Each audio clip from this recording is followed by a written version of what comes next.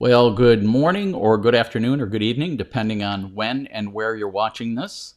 My name is Frank Dotzer. I'm a videographer DP based out of Milwaukee, Wisconsin, presently in Palm Springs, California. And today we've got a good friend of mine, someone I've known for years, and someone who has great experience in the media world, a man by the name of Raul Galvan. How are you doing, Raul? Hi, Frank.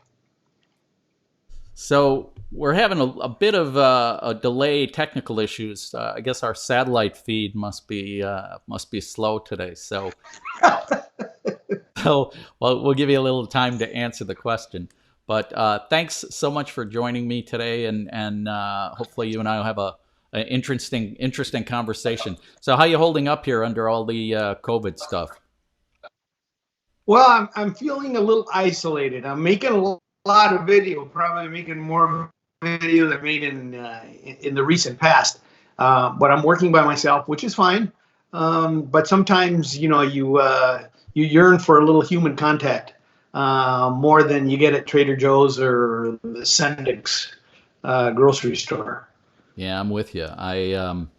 It's funny. You and I have been talking a little bit about all these things going on, and I think it's really ingenious what you guys are doing over at PBS Milwaukee as far as getting everybody out, including yourself, to put together these stories and using remote technology and things like that to be able to pull that off. That's pretty cool stuff. Well, we were basically released on the 7th. It was 7 weeks ago this Tuesday. And there's some people who are able to get into the station if they need to, but we're part of a larger educational institution which shut down. And so we basically began to make videos almost immediately. The first ones, I think I showed you a couple of the first ones that we made, which were sort of human interest pieces or something of the like. My wife and I made a making pizza video, and I went out for a walk in the park, put it with some music, and all those pieces were done literally, Frank, with my iPhone 11 using iMovie on my phone. Crazy. So, Let me. I got a little clip needless to here. say, it was a Yeah, I got a little clip here of the one you did on the COVID thing. Let me just run a little shot of this, and then we'll get back and talk on it. okay.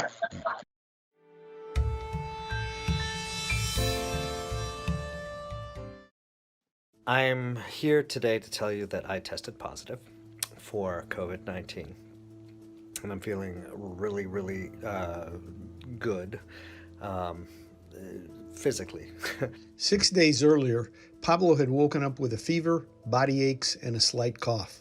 On Sunday, March 15th, that I got the phone call from the local health authorities telling me that I had tested positive, which, let me just pause for a second there. That just shocked me because it was the last thing I expected in light of how I was feeling. Does he know who he got it from?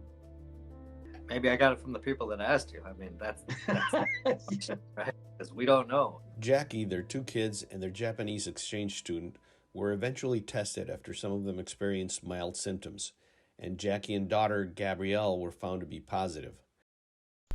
I think that it's really interesting to see like PBS Milwaukee doing this. I know there's other people doing it, and like ABC, NBC, whatever. Everybody's working from home. They're doing these things, but I think it's really innovative and great that you guys are keeping the programming going and things like that. So, what do you think, Raul? Do you think hopefully when this all stabilizes, do you think it's going to change the way we're doing production?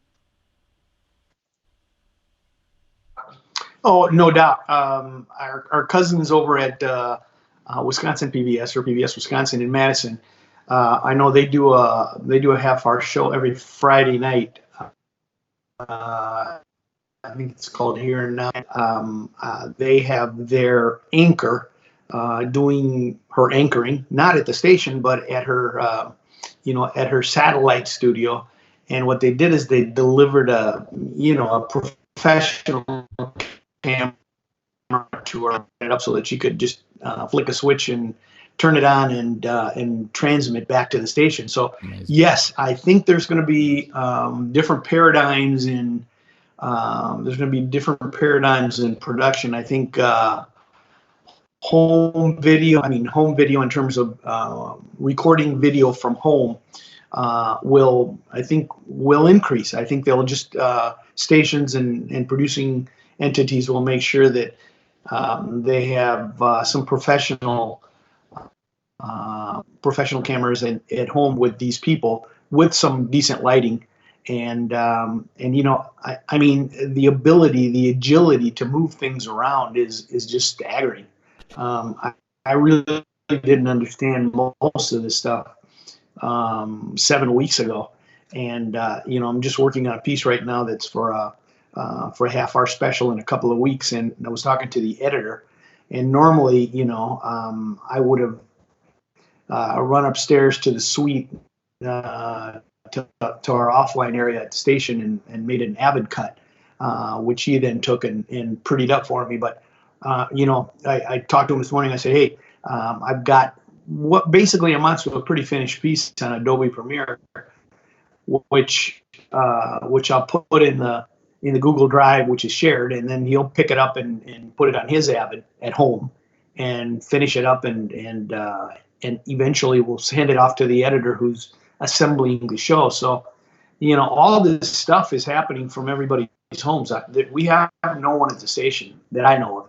Well, and that's it, right? I mean, what is the expression? Necessity is the mother of invention, and that's kind of what's happened here, right? I mean, that's why I'm doing this. I'm doing these programs now, these conversation program. Keeping in touch with people, giving people something else to watch besides Netflix. I'm running out of Netflix shows, so I don't know if I'm going to be able to find anything else to watch. So, well, I'll give you some Spanish. I'll send you some Spanish language. Well, I just need to learn the Spanish language, would be a good thing to do. Yeah. So, do you think that? Well, we talked about what you guys are doing and now and possibly what's going to happen. But what do you think of the future landscape's going to look like? I was talking to somebody else, a friend of mine, on the phone this morning, and they were talking about how remarkable it was. Their company was saying that people were being more productive working from home. Oh, I can tell you. I can tell you, I've been working really, really hard. In fact, my wife, we're sort of, since we installed Adobe Premiere, because she's taking a class on InDesign, and so we're basically sharing the same iMac. Sure. And so one day she was in there working on her class project, and I took the laptop into my counter here where I've been doing a lot of work, and I'm uploading files like to the station shared drive at like 9:30, 10 o'clock at night. So yeah, I think it's in a way it's sort of dangerous because you have to put limits on your in and out time, because otherwise you feel like, oh my God, I could be doing something. And I'm teaching a course at UWM, and that's online too. So I basically had to like convert my class to online. And so, I do all my Channel 10 work during the day, and then, I eat something, and then I go to the office and I like start working on my course. Right. So it's been very, very busy, but my son-in-law, who's down the street and works for Northwestern Mutual, my daughter says that he's always working, it seems like, because he's doing calls with the West Coast, with the East Coast. It's like, well, it's busy. It's busy. And in our industry, it's a little different, right? Because there's equipment and things we need to have. We need to get cameras and lights and whatever else. But coming out here, when I came out here and I got stranded out in Palm Springs, I ended up buying like some cam links and things so I could get my camera to work with my computer, and I have this little. I'll show you behind the scenes here. So I have this little switcher here, which lets me switch to our different camera views and our split screen and whatever else, and then lets me do the roll-ins. But this is all stuff I've invested in just by necessity, and what same thing you were saying. I've kind of learned now, or kind of learning the idea of streaming and going down that route. But do you think, Raul, when things kind of get back to normal again, do you think that people are working hard and more productive now, but do you think in general it's because we're all bored off our butts and we just don't have anything else to do? We can't go out to a restaurant. We can't go out and see a baseball game. We can't do those things. So we're probably more productive now because we're kind of captive, right? I think in part it's very much that. But I think on the other hand, it's like, you want to be productive because we're still drawing on a salary, and the work ethic never goes away. Some of us have an intense work ethic, and you want to produce, you want to be able to contribute to the I don't have an ongoing show. I'm a special projects guy, and so in the first 2 weeks that we were when we began to make shows, I was asked, "Hey, could I put a piece together, the one you just saw?" And I put that piece together with the help. That one was with the help of an editor, in probably a couple days. And then a couple weeks later, I had another piece that I had made, which was 17 minutes long, and I wanted it to be broadcast. I didn't want it just to be on social media. Right. And so, in a meeting, I volunteered to do a special, and this 17-minute piece ended up being the lead piece of the special that someone else ended up producing, but that was because I had the 17-minute piece. So I think there's what's funny is a couple of segments ago I did Steve Betcher, who I think and Steve, you brought up work ethic, and Steve was talking about the work ethic of the Midwest versus maybe the West Coast or East Coast or whatever, and how he thought that a big part of his success in getting all of the interviews for all the celebrities and doing that was the fact that his work ethic was a part of it, and people looked at it and goes, "Oh, well, you're not a guy from LA, and you're not a guy whatever. You're not trying to BS me. You're from the Midwest, so I trust you a little bit more, and I trust your work ethic." Which is funny to hear you bring that up again. It's kind of a thread running through all the work here. Yeah, I mean, I think we Midwesterners have that. It's always true. I mean, in Steve's case, probably his talent has a little bit to do with it too. A little bit. Hey, so let's talk about your production background here, because I've known you for a long time, and I think I met you years ago when, I think you were because this is your second incarnation at PBS. But I think I met you back then, and then then you went to the Bradley Center. Tell me a little bit about your production background, where you came from, how you ended up even getting into this business in the first place.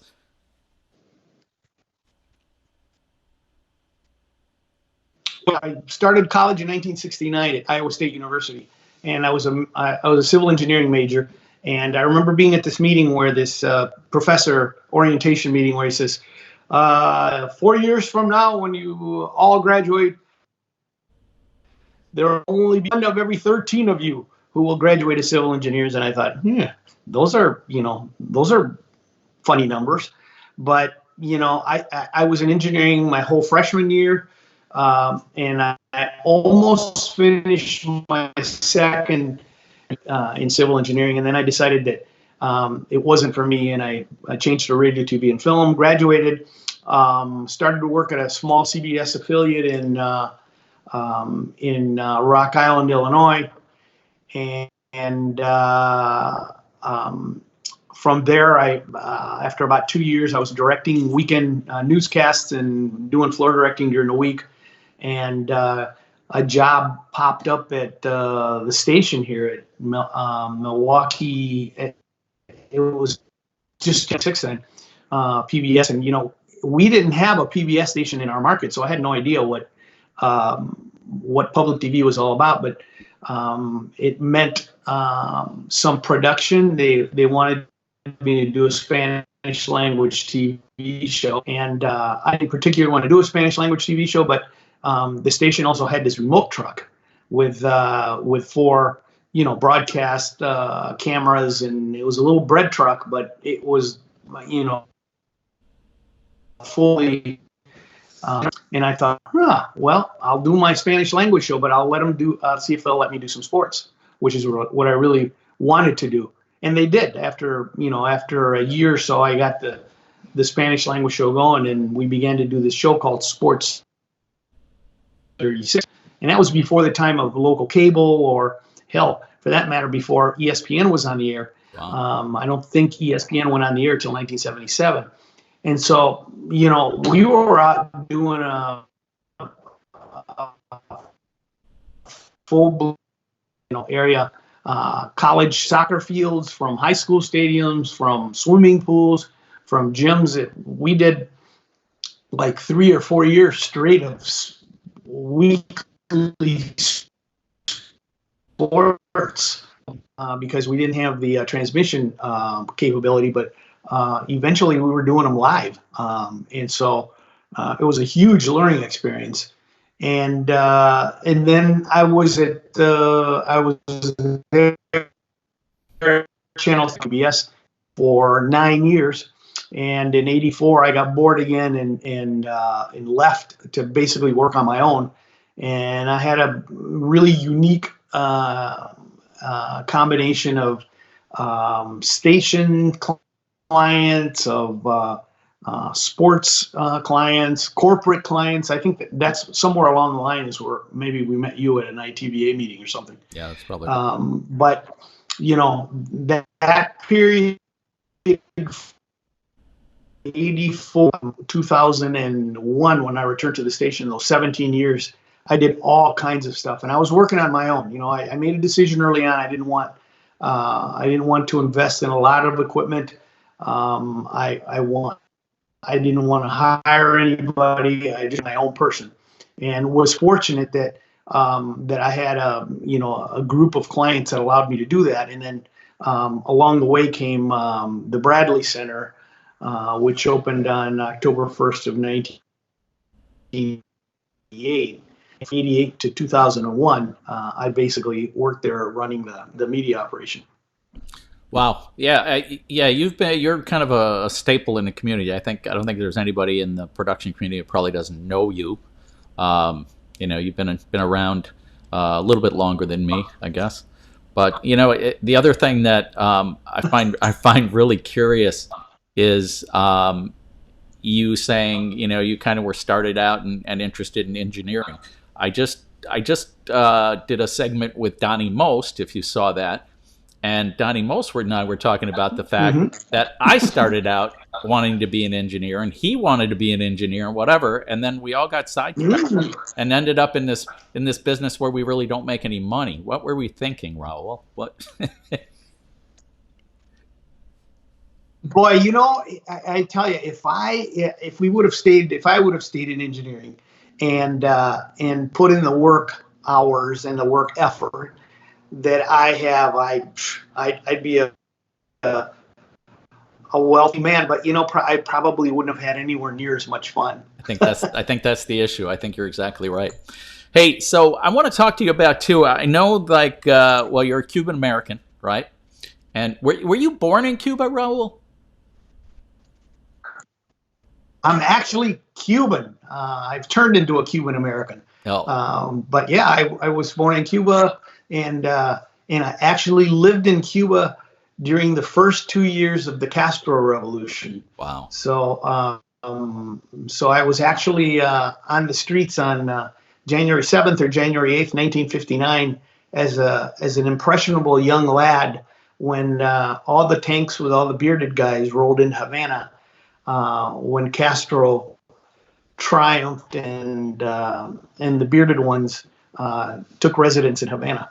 So now, I know that you periodically had permission. I'm not sure what the status is. Maybe you can explain to me a little bit about status. But how many trips have you taken to Cuba, and you go with a group. Can you explain a little bit about what you do with that? Yeah, the regulations to travel to Cuba from the American side, not the Cuban side, from the American side are very stringent, different than any for the rest of the world. And I have taken license trips through a community organization, and before that from a sister city organization which we had founded, and their education. Before they were people-to-people trips, but President Trump got rid of that category, and so we began to go as educational people-to-people trips. And so I basically just try to do it once a year, some years more than once, but basically take people to Cuba, groups from anywhere between 11, 12 people to groups as big as 18, and then I've accompanied groups from UWM on a regular basis through the SARP school, the School of Architecture and Urban Planning, and before that the Institute of World Affairs. So I've taken about 15 to 20 groups to Cuba since I began going in the early 2000s, and I continue to go. Yeah, I think it's amazing. I know. I think the last one that you had gone on, I was actually trying to see if I could go on that. I think from the standpoint of not only cultural education, but it looks like just an amazing place to capture images. I mean, talk a little bit. I mean, with the cars and what's going on there. I mean, it's a lot of things people don't realize about Cuba. Is there some things you can enlighten people on? Having gone through the experience of being there now and what's going on now. Well, the beauty, Cuba is beautiful in itself, but then you add the fact that it's basically a pretty much closed community to what our retail world is like. All right, so it's it's like pure. There's no. Some people might find it to be too pure. There's no, neon signs, no advertising on the streets, no commercials on TV. It's pure in that regard, and it's a more life in Cuba is different than the U.S. It's about the basics. Most people don't have very much, and so there's a premium on human interaction. There's a premium on leisure activities, which which we used to know in this country, walking down the street to see grandma, or taking a stroll to the park with your kids. Some things which, oddly enough, are happening right now in this time. And then the natural resources of Cuba, the environment is absolutely gorgeous. Then you add the cars.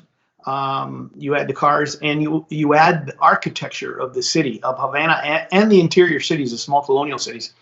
And someone like you, not to mention the sea and the coastlines and the beaches, and someone like you with your camera, man, you would have a field day taking pictures. Oh, when and I know when you're down there, that's not your goal, but boy, you come back and you've sent me pictures, and I've seen pictures, and it looks amazing to me. Just so it seems like such a rich spot to capture images, almost like stepping back in time, on some of that. It's exactly like stepping back in time. It's like, and if you get into the interior, small colonial cities, it's even more. You even get more of that feeling because you see actually horse-drawn carts and guys riding horses, et cetera, et cetera.